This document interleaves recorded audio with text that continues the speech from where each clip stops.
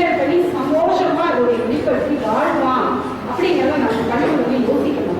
குழந்தைங்க 100க்கு 100 வாங்குறதுல என் ஸ்கூல் ஃபர்ஸ்ட், என்னோட ஸ்கூல் எல்லா குழந்தையும் சென்டம் எடுத்துன்னு சொல்றதை விட என் குழந்தை அத்தனை பேர் கல்யாணம் பண்ணி சாதாரண கீழ்நிலை பள்ளியில இருந்து எந்த பள்ளியில இருக்கிற குழந்தையும் அந்த மாதிரி ஒரு முழுமையா எந்த பள்ளியாலையும் சொல்லி கேட்கக்கூடாது. எல்லாத்தையும் இலவசமா கொடுத்துருவோம்.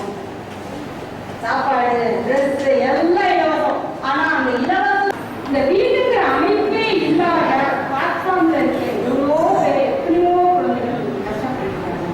இந்த மாதிரி இருக்கிற குழந்தை உரிமை உடன்படிக்கை 1989 உலக நாடுகள் சார்பாக ஜெனீவாவில் ஏற்படுத்தப்பட்டது.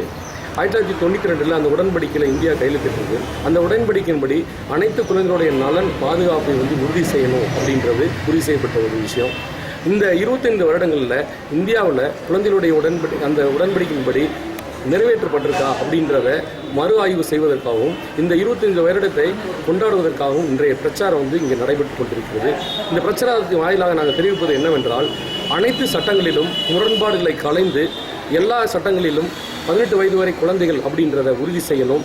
சட்டத்திற்கு சட்டம் முரண்பாடுகள் இருக்கிறதுனால இன்றைய சூழ்நிலையில் 14 வயதுக்கு மேற்பட்ட குழந்தைகள் தொழிலாளர்களாக மாறுகின்ற சூழ்நிலை இருக்குது. உலகம் முழுவதும் 150 மில்லியன் குழந்தைகள் தொழிலாளர்களாக இருக்காங்க அப்படின்றோம். இந்தியாவில் 43,53,000 பாதுகாப்பு அப்படின்றது இன்னும் உறுதி செய்யப்படாத சூழ்நிலையே இருக்கிறது. அன்றாடம் நம்ம பார்க்குறோம், ஒவ்வொரு பெண் குழந்தையுடைய நிலை என்பது மிகவும் பரிதாபப்படுத்துகிறதாக இருக்கிறது.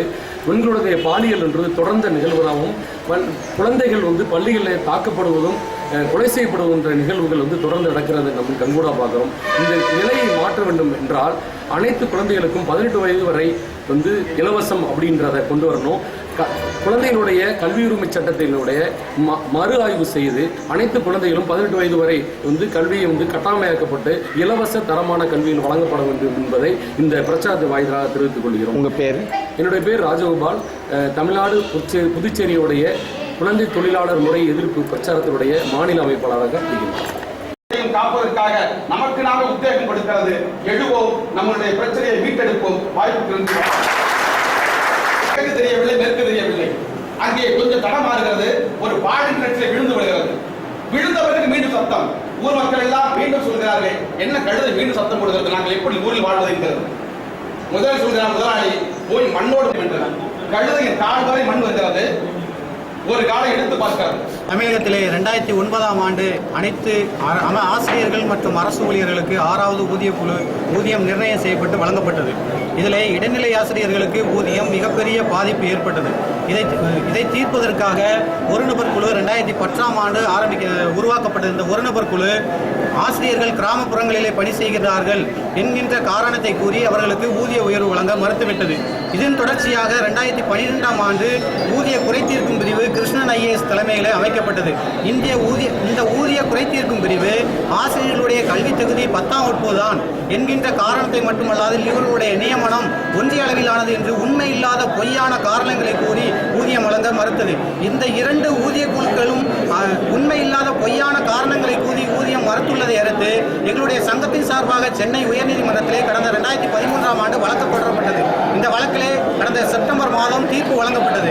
இடைநிலை ஆசிரியர்களுக்கு மத்திய அரசுக்கு இணையான ஊதியமும் டிப்ளமோ தகுதியில் பணியாற்றப்படும் அமைச்சு பணியாளருக்கு இணையாக 9,300 4,200 ஊதியம் 8 வார காலத்திலே அரசு பரிசீலனை செய்து வழங்க வேண்டும் என்று நீதிமன்றம் அரசுக்கு ஆணையிட்டது.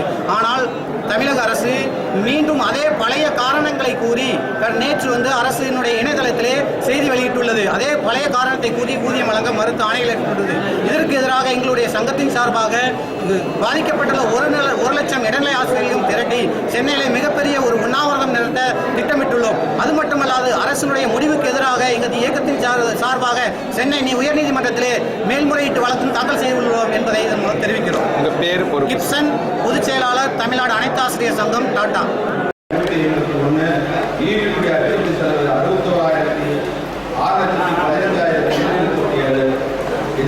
மொத்த செலவு 2 வருடங்களுக்கும் சேர்த்து 51,40,435 ரூபாய். அடுத்ததாக இருக்கக்கூடிய சுருங்கிய வெளிவாசி 13 வரை 20,46,638 ரூபாய். 1/1/2013 முதல் 854 ரூபாய். இந்த வருடத்தில் 7,000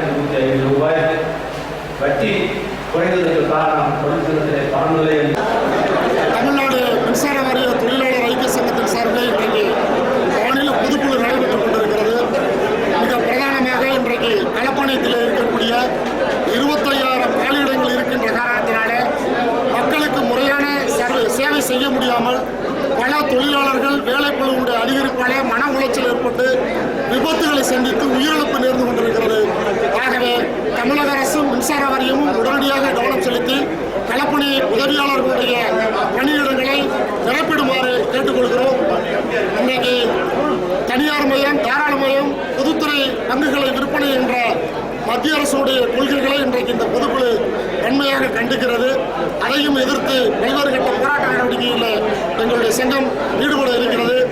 மின்சார வாரியத்தை பொறுத்தவரையில் இன்றைக்கு இந்த களப்பணி தொழிலாளர்களுடைய முதன்மை பட்டியலை பிரிக்கக்கூடிய நடவடிக்கைகளை இந்த தொழிற்சங்கம் வன்மையாக கண்டிக்கிறது. அதற்கான கடந்த காலத்திலே பல கட்ட போராட்டங்களை எடுத்திருக்கிறோம். மீண்டும் தமிழ்நாடு மின்சார வாரியம் அந்த முதன்மை பட்டியலை பிரிக்கக்கூடிய நடவடிக்கைகள் எடுக்குமானால்